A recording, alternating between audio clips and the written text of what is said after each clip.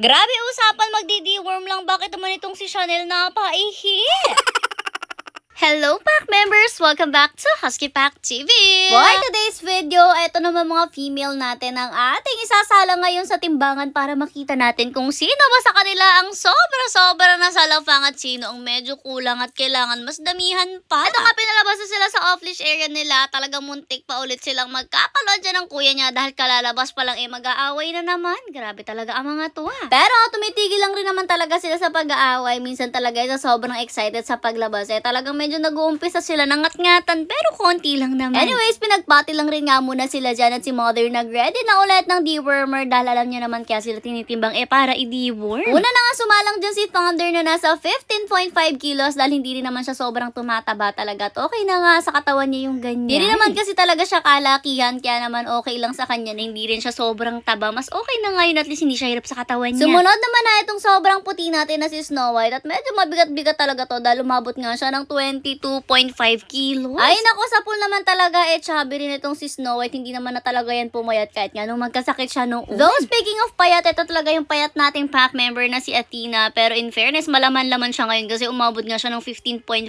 kilos dahil lately talaga very masayahin rin siya. Kita nyo naman talaga nilafang niya ng matindi yung dewormer dyan at hindi na nga niya napansin dahil na-enjoy niya yung pagkain. Sumunod naman na ang siguradong sobrang bigat, walang iba kundi ang ating Malia. Talagang napakabigat yan kasi syempre umabot rin niya ng 28 kilos. O diba humabol siya sa timbang ni Hercules? Yung dalawang yan talaga ang sobrang tataba at ang ating nga palang dewormer, ang isang capsule niyan is equivalent po sa 10 kilos kaya tatlong capsule yung binibigay sa kanila at ayun, diretso lunok na rin naman sa sobrang sarap nga nung binibigay sa kanila. Paano ba naman kasi hindi sila basta nakakatikim ng ganyan ngayon lang talaga kaya naman tuwang-tuwa rin sila todo la fan. Anyway, sumunod na dito ang napakalikot na si Mishka na talagang medyo nahirapan sila at hindi mahuli-huli kasi humihiga talaga yan kapag uhulihin mo yung bigat-bigat pa naman. Kita nyo nga, nasa 19 or 20 kilos na nga siya ngayon. O diba? Talagang medyo mabigat rin. Napakaliit lang din yung si Mishka. Kumbaga talagang mas matangkad siya as compared nga kay Malia. Pero yung taba niya ay Diyos ko, very chunky. At naman kay Malilito sa second pack member natin, hindi inulit si Mishka guys. Ito yung junakis niya na si Kimbo. At eto naman siya. Talagang medyo mabigat-bigat rin kahit pa paano. Kung tutusin, mas mataas siya kaysa sa mama Mishka niya. Pero pares nga silang 20 kilos. Anyways, after lumafang, diretso labas na nga.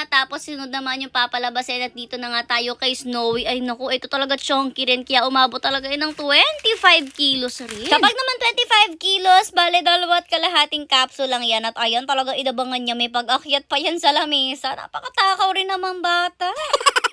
Sunod naman ang lumabas, etong si Mustang at ayan, tinimbang na siya. Ito talaga, hindi siya masyadong tumataba kahit napakatangkad naman niya at nasa 14 to 15 kilos nga lang rin siya. Kanya-kanya rin naman kasi talaga yung build ng katawan, gaya lang rin nga ng tao. May mga doggies rin kasi talaga na hindi basta-basta tumataba. Tapos, gaya nga nang sabi ko sa inyo, meron tayong mga pack member na talagang medyo chunky na nung baby pa sila tapos hanggang ngayon sobra pa rin ang pagka-chunky. Anyway, sinunod na nga itong si Chanel at alam nyo ba, expected ko na mangyayari to na mapapaihi na naman siya sa kaganapan. Ay grabe yung batang yan. Alam niyo naman yan, ganyan palagi. Basta may mga ganap mapapaihiyan kapag sobrang excited siya, sobrang takot, sobrang saya. Ay basta lahat ng sobra mapapaihiyan.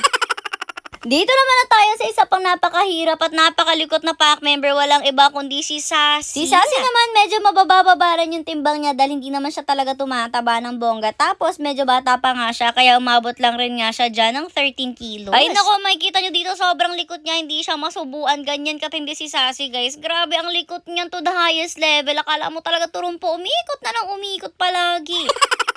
Pero kasi bata pa rin naman siya, kaya naman sobrang likot pa rin niya. At sabi ko nga, siguro mababawasan yung kulit niyang yan habang lumalaki siya. Pero one thing's for sure, hindi yan basta-basta mauubos. Sa pabawas lang talaga yung kulit na yan. Next naman natin pack member, ito binuhat na nga ni Kuya Sermer nyo dahil sure na hindi siya magpapatimbang. Dahil ito namang kapatid ni Sassy na to, na si Shakira, kabaliktara naman niya. Kung si Sassy kasi, grabe ang likot. Ito naman si Shakira, sobra namang hinhin. Kaya talagang napakahinhin rin natin sa kanya palagi. For the next one, ito ibang klase rin ang likot nito. Parang si Sassy, walang iba kundi si Blue dahil sila palagi ang magkalaro dyan sa off-leash area. Sa sobrang likot nga niya sa timbangan hindi nakuha ng ayos yung timbang niya. Kaya naman, ayan, binungot na lang ulit siya ni Kuya Sir Mirno. Kung tama nga ang pagkakarinig ko, nasa 15 kilos lang rin siya dahil nga hindi pa talaga siya totally grown up. Kaya yung mga medyo baby pa natin dyan, hindi rin katabaan talaga. Pero okay lang naman, hindi natin ipipilit na tumaba sila. Anyways, pinadiretso na siya sa loob dahil magkapasukan na rin naman ng mga pack members natin dahil ilan na lang rin nga sa kanila ang natitira pa na kailangan bigyan ng dewormer. Eto nga, pinapasok na nito si Olaf at tumimbang rin nga siya dyan ng nasa 18 kilos. O diba si Olaf natin, masayahin rin naman talaga siya. Minsan lang talaga rin siya matakot kapag nga may mga ibang tao dito sa bahay natin. Dahil nga syempre, takot siya sa ibang tao. Siya na rin nga pala yung huli nating na deworm at ang sumunod nga sa timbangan ay si Mother. O diba, nasa 56 kilos na lang rin siya. Kompleto na rin nga ang record ng mga timbang ng ating mga males at females. So, ang mahalaga, meron tayong record dyan para nga alam rin natin kung sila ba ay tumataba, pumapayat, or kung na-maintain nila ang kanilang